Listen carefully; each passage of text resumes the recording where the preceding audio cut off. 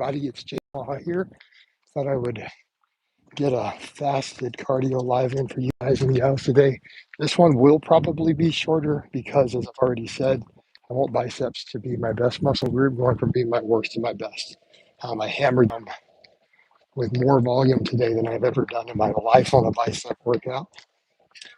And so I don't want to do too much fasted cardio today. I do want to make sure that we get some gains later. But this is how we're looking right now. Right, that's how we're looking today. The water's about to come down. I'm about to up my protein and cut total calories, maybe a hair, just less fat. Just protein feed like crazy, I think, moving forward. So again, I can get leaner and hopefully maybe gain a little bit of muscle while doing it. Because I'm not so ripped that recomposition is impossible.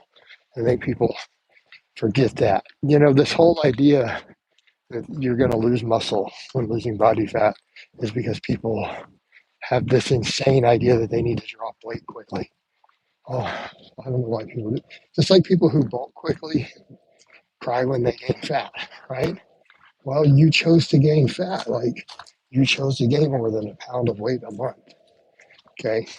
Knowing that not 1 gram of that was extra muscle. None of it. Zero. Absolutely zero. That is what the studies show. Not gaining a pound a month, if you're not a novice, there will be some fat gain with no extra muscle. But it's kind of hard to gain in less than a pound. Same thing with fat loss. You people who try to lose 2 pounds a week, and then they wonder why their 250 bench press turned into a 185. They wonder why they lost 10 pounds of muscle. It's like, I don't know, because maybe you exceeded your body's ability to lose body fat and decided to lose more weight per week than your body is capable of liberating fat, and you didn't eat 300 grams of protein while doing it on top of it. You know, the reality is we should be able to gain muscle year round. We should be able to gain some muscle even when losing body fat if people just stop cutting so aggressively and just say, you know, take my time. And if people didn't bulk so aggressively, they wouldn't need to cut so aggressively, would they? I mean, in my case, people were like, man, how come this cut taking you over a year? Look how big I've stayed. Okay, think about that. So you tell me why. And if you do this right, you can continue to make progress year round and keep abs. What's going on, Matt? How you doing? This one's going to be shorter today, Matt, because it was bicep day. And my biceps are important, but I do want to get out and do some cardio, so I thought I would spend it with you guys and gals. But I don't want to do zero cardio at all, just because it's my bicep day. But I do want to make sure I protein load. I'm going to try to get 400 grams of protein today because of it being bicep day. And I know that sounds insane. That sounds insane. Like I just ordered another 10 grams of whey. It's cheaper for me to buy it online than it is to go to the store at this point. So I like to grab the tubs all the time when I'm in HEB, but I'm going to load that much protein and start thinking about budget. So grabbed 10 pounds. I still have some of my current left that should be coming here shortly. I just use the regular optimal nutrition, which is going to, I guess, be a concentrate. I don't think there's a lot of benefit unless you're that lactose intolerant for the isolates. So I just use their standard whey from Optimal, right? But I think with what I'm going to do with diet here, I probably do need to get 100 grams from whey every day. Wouldn't be a bad idea, right? Get at least 200 from my lean meats, and then so on. Of course, then I've got my eggs and other stuff, and my plants. It all counts. There's protein in my avocados. But what do you guys think of the nicer, woodier area here? So this is where we're doing our stream lately. All right, we got that creek bed down there. I live by an airport, by the way. You guys might have figured that out. A small airport, so there's always planes overhead. It's really annoying. All right, you plan on splitting the bicep volume? Nope. I don't think that there's a reason to split our training volumes. You know, all it does is beat you up when you start training the same tendons and joints hard multiple times a week. Like I'm at my age, I find all it does is hurt. All it does is cause pain with no extra progress.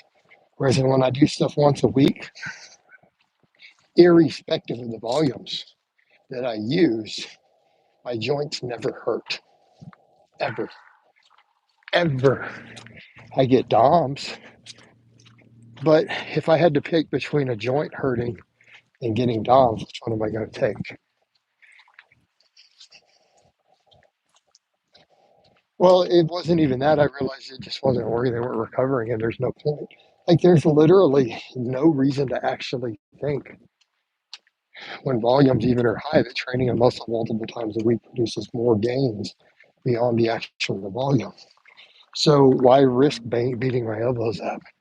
And I know that my triceps will be recovered if I only train them once a week by the time my bench press day gets there, so I can hit a good set of bench.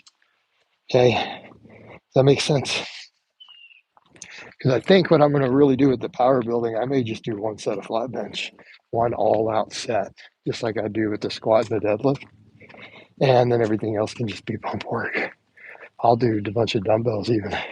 Like I feel like those dumbbells got a really good burn in my chest from them this week.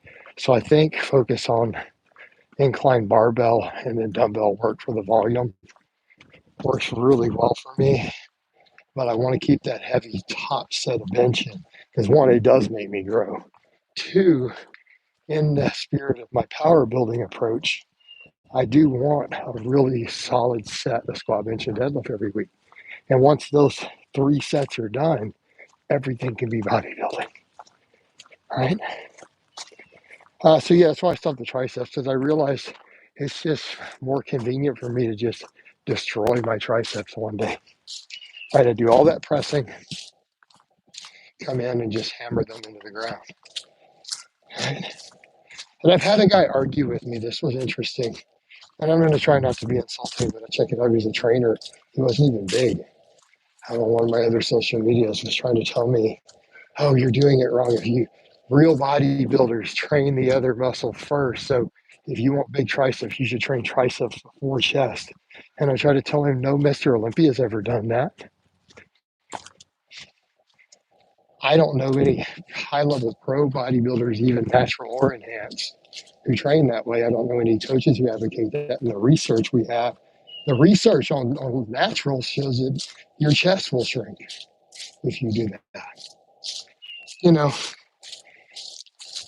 but the guy was insistent that, well, I should listen to him or I wouldn't have such small arms. And it's like his arms are smaller than mine when I look at him. So it's just like you got to wonder where people come up with these ideas, because people take ideas like that, right? And they don't understand that not only has that not how any champion bodybuilders train, the research has shown it's inferior in the lab. So why would you do that? I mean, people just come up with the strangest ideas, and you go, okay, you literally have peer-reviewed studies that show that what all the pro bodybuilders are doing works in regards to stuff like that with the exercise order, right? Okay. And then to say, hey, I'm going to do the opposite. But you have peer-reviewed literature in the lab showing it's superior, that the bodybuilders got it right. People are crazy, aren't they? Benching works the triceps too. Right. So it's not like you're doing deadlifts. So that was kind of my point. So yeah, I am going to do chest and triceps. So yeah, I'm going to do 15 sets of chest before triceps. But here's the point. I'm not doing any chest isolation. All of that chest works triceps. So then everything I do after that, I focus on the long head of the tricep. But yeah, so this week, I mean, it was 15 sets for chest, all those compounds though, and then 15 isolation sets for triceps. All right, hello, Lacey. How you doing? This is going to be a short one today because it was bicep day and I want them to grow. So I want to get some protein in a lot sooner. And I don't want to do, 45 minutes of fasted cardio before I eat on my bicep day. I did 24 sets for biceps, by the way. So yes, I know that is probably the most bro thing. Blahas. That's going to be a sound bite one day. Right there. Let my haters take that sound bite from this reel. I just did 24 sets of biceps today. Like Jason Blaha just said that. But I did 9 sets for lats first. So I did 3 sets of pull-ups, 3 sets of seal rows, 3 sets of dumbbell rows, right? All in the 10 to 12 rep range. And then I hammered my biceps into the absolute ground. I did 7 sets of standing barbell curls until I started losing reps, right? Taking them right to the edge of failure or to failure. And when I started with a weight, I could do 13. When I got down to 11 on set 7, I stopped. Went to preacher curls. Burned out real fast at 7 sets of those. I had to drop weight in the middle, take 10 pounds off because I was losing reps. And um, so after those 14 sets, I did 10 sets of band curls to failure.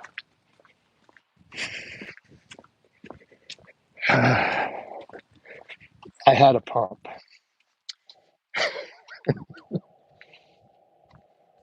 And I like arms by themselves because I like the superset. Yeah, but and there's something to that, Matt. But what I'm finding, the way I'm doing stuff like my arms right now, I get such a ridiculous pump with the volumes and reps I'm doing.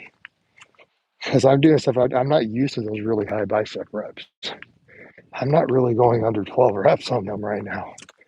And with, crazy high sets and doing it to failure, like my bicep pump is ludicrous already just doing that.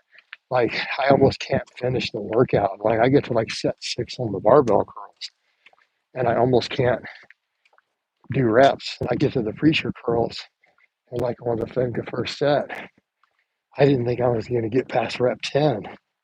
And I got to 15 before I hit failure. Um, so it's like just because of the pump was that intense and it hurt. Um, so when I'm doing training like I did, I get a arm pump anyways, right? So I'm not that worried about it. It's the same with the triceps, you know. Not so much with the incline extensions. I don't get that good of a pump on those. I get like a deep stretch that hurts. But by the time I get to stuff like skull crushers or bands, the same thing. The pump gets super intense. So I'm going to get a pump anyways because I just pump everything with bands after all the big work. Seems to work well for me. I think I need to do more and more of that with the rear delts too. Um, After all the free weight work, but that's I think is going to work really well for me. And I really liked the combination today with the barbell because the barbell is a different feel than the preacher. I did it until because it's almost a mid-range movement for me, just pump, pump, pump, and then with my arms, the pump was so intense, I was losing reps at failure. Then we go into that stretch position movement. So once I have the arm pump from all that and all that work, which is already a legit workout, those preacher curls force you into a stretch position with that muscle pumped up. Uh, and then once I exhausted with that, then it was just band curls to failure. And I'm surprised how fast I recover on the band curls of 10 sets. Like literally, I can replicate the sets with 30, 40 seconds and hit failure, around the same point again. So again, at that point, then it's just hammer metabolic fatigue, tendon health, blood flow. So I think that combo is going to work well. Because I'm doing it, I'm already getting mechanical tension first because I'm doing all those pull-ups and rows. Um, so again, it's very, very bro training. But I always remind people, does that work? Do the arm bros have big arms? Yes, they do. Yes, they do. Right? So, and I think realistically for me, I think that approach is probably going to produce the best results. Because let's be quite frank, really heavy lifting has never built my arms particularly well. Do you think people obsess with the stretch like Milo are missing at some of the games we're not doing shortened? I think they're definitely missing. Because, I mean, are we going to talk about reaching every possible muscle fiber? Whereas in my case with what I'm doing, I am getting both definitely for those biceps. Right? 100%. 100%. But I feel like for me, like even with lats, it's the same. I feel like a lot of rowing is definitely shortened position, like dumbbell rows. But everyone short changes the shortened position on their rows, don't they? And then they wonder why they don't have a big back.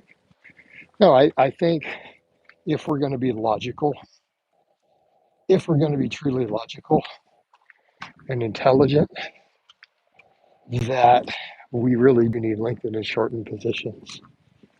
You know, if we're going to make the claim, I want to get every possible muscle fiber, right? We need to be thinking of, did I work every angle of a muscle? You know, so that means different exercises and then those different heads in those shortened and lengthened positions. Matt says, can a single heavy set of squats with leg press and leg extensions for hypertrophy work build the quads maximally? Yes. Yes.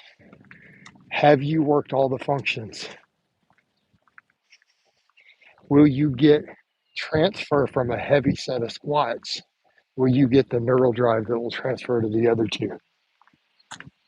Absolutely.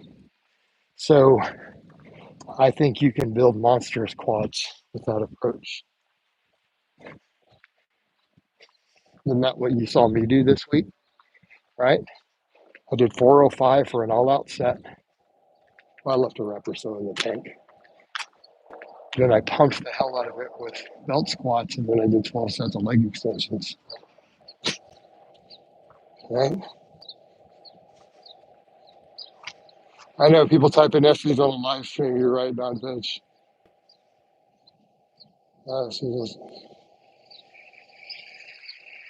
Yep. You do 6 sets for your heavy squat. What set of 3 do the same? Matt, threes, it's a little harder because think in terms of, you know, if you buy into effective rep theory, which is, you know, very arbitrary, by the way. It's a very arbitrary number. Oh, we just picked 5 reps. Okay. I think you probably need at least 5 quality reps in a set.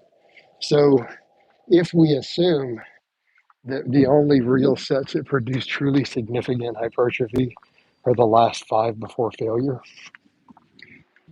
then we could assume you could get up to 5 quality reps in every set. So a set of 3 is not going to reach 5. It's probably not going to produce set for set the same way. It will produce phenomenal neural drive though. But isn't it tit for tat at that point if you're going to do all your volume on the machine stuff anyways? You know. Yeah, I did 6. I did 405 for 6 on a high bar on Friday. I may step that up and actually take it to failure. I may start doing some of those to failure. Literally just get pinned. I mean, I've got safety pins, right? So why can't I do my top set of squat, bench, and deadlift to failure? I got safety backs. Oh no, I got to crawl out from under it on camera. Oh no, people will make fun of me. Who cares? At least I know that I got everything out of the set if I do that. I think I'm seriously considering literally taking them to failure. Or a grinder. Like, okay, it's like, okay, if it takes me 3 seconds to lock it, I probably don't need to fail. I know I'm not getting the next rep 100%, but I think 0 rep in reserve and just carefully set my safety pins, right? I think it's perfectly reasonable. Oh, people will scream. Oh, you can't do that. Oh, it's dangerous. Oh, you're going to overtrain, right? Overtrain, blah. Benching to failure and doing 24 sets of curls per week. Eating 400 grams of protein. You're crazy. Crazy. No, I'm trying to get to the next level, guys. That's it. Right, we're on this level, take it up to a whole nother level. That's all we're trying to do. That's it. Right? For those who get the reference, it's a classic comedy show reference.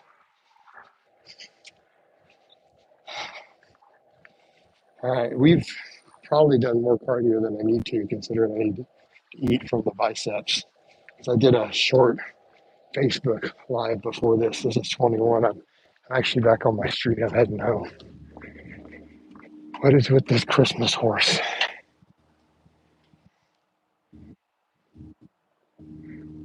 You guys see that? We got a Christmas horse. I think it's supposed to be a reindeer, but I swear that's a horse. Lacey, you're a horse person. Is that a reindeer or a horse? You still in here? I think that's a Christmas horse. It looks like a reindeer to me. A horse with a reef on it. They've recycled that from someplace else and put a reef on it, I think. Tried to trick us. Right? Trying to pull a fast one on us over here. All right. I'm going to wind this down. Hope it's been informative. Love all you guys and gals, and I'll talk to you next time.